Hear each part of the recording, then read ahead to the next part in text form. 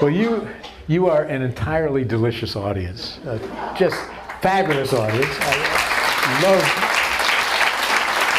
that. So I want to get serious for 24 seconds and then wrap it up by telling you 3 of my very favorite jokes. But this whole thing about being a rabbi and a stand-up comic, people ask me, "Are you still a rabbi?"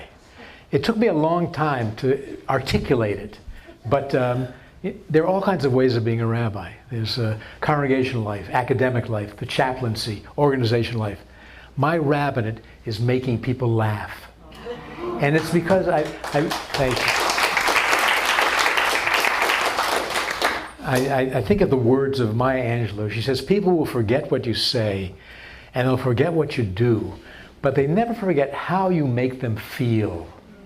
And so to be able to be in a position to make people hopefully feel good is glorious. And the top moment, the most precious, significant moment of my entire career took place after a show when a woman who I knew was dying of cancer came up to me. "You know," she said, "for an hour and a half, I forgot I was sick."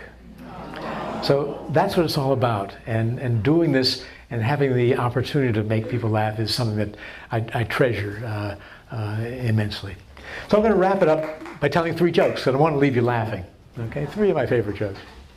A couple was celebrating their 65th birthday together. They were born around the same time, and a genie appeared. The genie said, "You've been lovely people. I'm going to grant each of you 1 wish." The wife said, "I've always dreamed of taking an around-the-world cruise." And poof, she had 2 tickets in her hand. The husband said, "Well, as for me, I've always wanted to have a wife 30 years younger than I am." And poof, he was 95.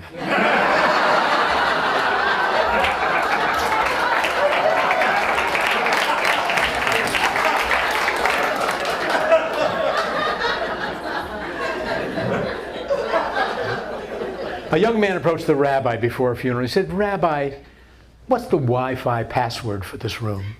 And the rabbi said, "That's how you honor your dead mother?" He said, "Is that all lowercase?"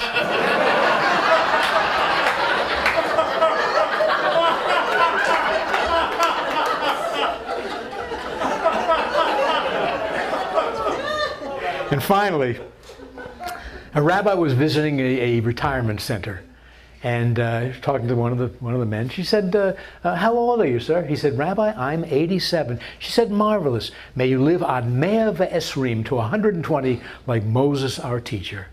And to a woman, "How old are you?" She said, "Rabbi, I'm 98. "Marvelous. May you live to be 120 like Moses."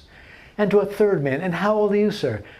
He said, "Rabbi, you may not believe this, but I am actually 120 years old." She said, "Have a nice day." Thank you very, very much.